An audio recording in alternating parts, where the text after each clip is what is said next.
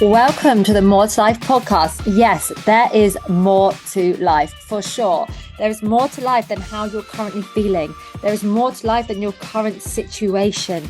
Therefore, take a chance, take a leap, and come with me to Spain for Revive and Thrive. This is our wellness, growth, self-development, and healing retreat.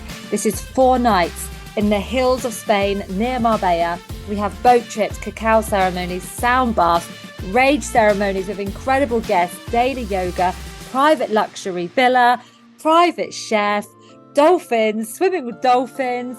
We have everything that you can possibly imagine. So there are only 4 spaces left for Revive and Thrive this May 2024. DM me, head over to my website or my social media to get more information. Hello and welcome to the More to Life podcast. I am your host, Elle Mace, and today you are joined by just myself. I am going to talk to you a little bit about jealousy. Now, who here struggles with jealousy, or perhaps used to struggle with jealousy, and ever sort of wondered why you do? Well, we kind of assume, and we're a bit hard on ourselves. If we find that we're being really jealous of others or other things, or just everything else going on in our lives, we often just blame ourselves and we get frustrated with ourselves. Like, why am I so jealous? Why do I behave like that? Why is that my reaction when someone tells me some good news? Even if you like the other person, even if you're really happy for the other person, you can get frustrated with yourself. Why do I feel like this? Or perhaps, you don't have a huge amount of respect and like for someone else. So again, that feeling of jealousy feels really, really strong. Now, these emotions can be really powerful, and they can kind of really kind of not knock you for the full day, can't they? So let's just say you wake up, you're in a really good mood, you're having a productive morning, and then you speak to somebody and something that they say or do makes you feel jealous. And sometimes you can kind of go, oh, I'm feeling maybe comparison and jealousy, but you can move through it quite easily. But then there will be other times where you'll feel that jealousy and it really sticks with you. You can't seem to shake it. You then feel jealous, about that situation or that person for long periods of time. And it might even really get in the way of your actual day. You lose focus for what you're doing, what your goal and your purpose is. And you start to get consumed by other people. And like I said, jealousy. And if it's left unresolved, it can escalate for yourself and for others. So you could then start behaving differently to someone else because you don't know how to manage that emotion of jealousy.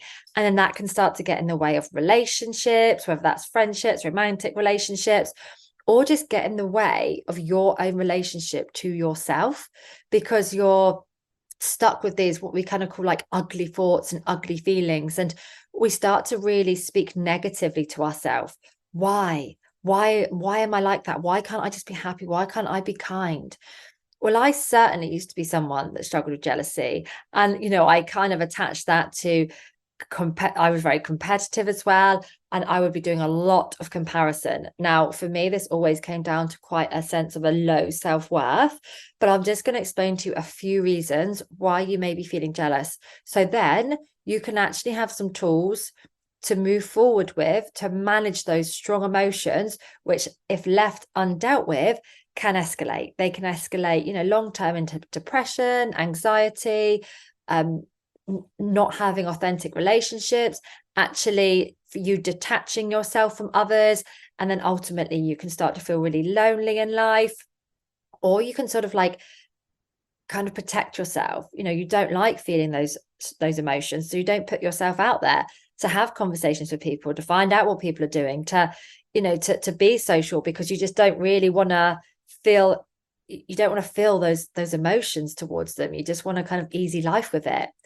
But jealousy can stem from so many different factors. So it can just come from pure insecurity, fear of abandonment, low self-worth, past experiences of betrayal or rejection, comparison with others, a lack of trust in yourself, or a lack of trust within other relationships. And it often arises when individuals feel threatened or perceived, or so kind of like threatened by or perceived rival. Okay, so you might see someone as a rival, but actually that's just what you've perceived, and you've almost created a rival. Or fear of losing something valuable or someone valuable to you, like a relationship status. Now that's kind of like, for some people that might like be a bit of a light bulb moment, like, okay, actually I did suffer with abandonment. I did feel abandoned when I was younger. I didn't realize that was linked to me actually feeling jealous about a friend having a better romantic relationship than I do. But it's all attached. All of our previous experiences sit deep within the subconscious, and they manifest in all weird and wacky ways. And when I went through my training and my qualifications, that's what I really started to understand, that actually previous experiences showed up in my life in these, in manifested and showed up in different ways that I didn't even think were attached to it. But actually, I really wanted to move through and heal and recover from. I really didn't want to feel these emotions. I wanted to be happy for everyone. I wanted to feel really good about my own life.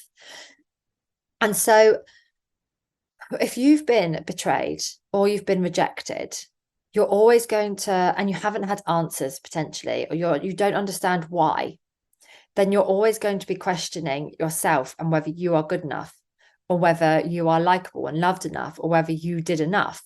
And so therefore, when others are, you're kind of seeing them as successful or something good's going on for them, it's going to pull you back to those emotions where you were rejected or you were betrayed, as to what are they doing that I can't seem to do? Because in that moment of betrayal and rejection, you may well not have had the emotional resilience to understand, okay, maybe that's their problem and not mine. But I'm that kind of, I'm in the situation of it. I'm connected to it. So I'm receiving the rejection, the betrayal, but actually it's something that they need to work through. But we don't often understand that when we're going through these things, especially not when we're younger, as children and teenagers, young adults, even people in our 30s and 40s, we haven't built emotional resilience. We haven't done the inner healing work to understand that actually, quite often it's okay for things to not go so well. It's okay to have separations and to, part your own ways with people. But we just understand it's rejection, and we understand rejection is not worthy enough and not loved enough. And therefore then, we're always questioning ourselves, what's wrong with us?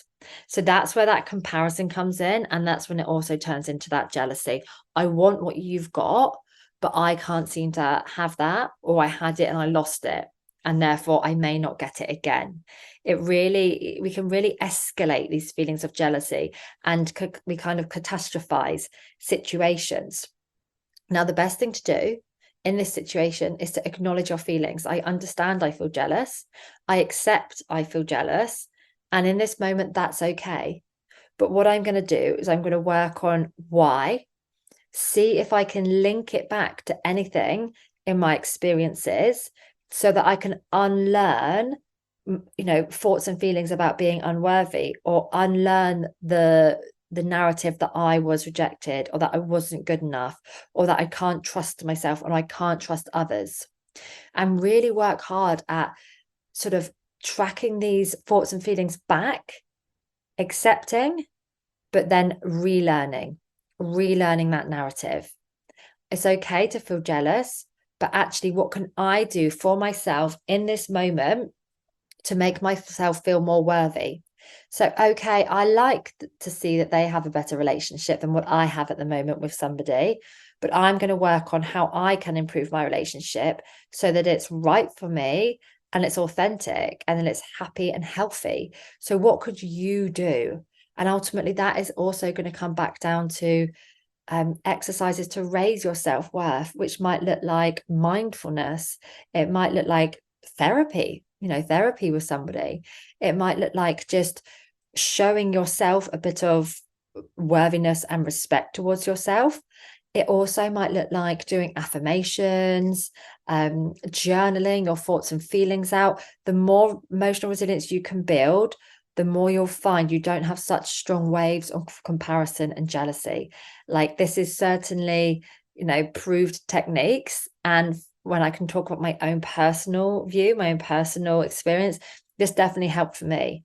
Instead of kind of attacking the thought and feeling of jealousy for myself, I actually worked on raising my self-worth, making my day, my individual days, as happy and as mentally healthy as I could, and sort of detaching myself from others, enjoying spending time from them. But also, if things were going on that I knew would make me feel difficult, probably because of my own insecurities, then actually protecting my energy and stepping away from it until I had built up that resilience again, managed to kind of regulate my own emotions. Because of course, if you're also feeling jealous and you're having that strong emotion, you're going to need a coping mechanism, because that's what we've always had. We've always gone into fight or flight, and we've needed a coping mechanism to get through that emotion. So for many people, it's turning to food, overeating, stress eating, emotional eating, binge eating, and then it might swing back into restriction. It might be just other general self-sabotaging. It might be drinking too much, or going on a spending spree. Or another self-sabotage is gossiping, is, picking up the phone and having a good old gossip about it, when actually you're not going to gain anything from that. Okay, all you're doing there is kind of showing that you are triggered by it. And actually, just there's proof there that it always comes back down to yourself again, to work on yourself.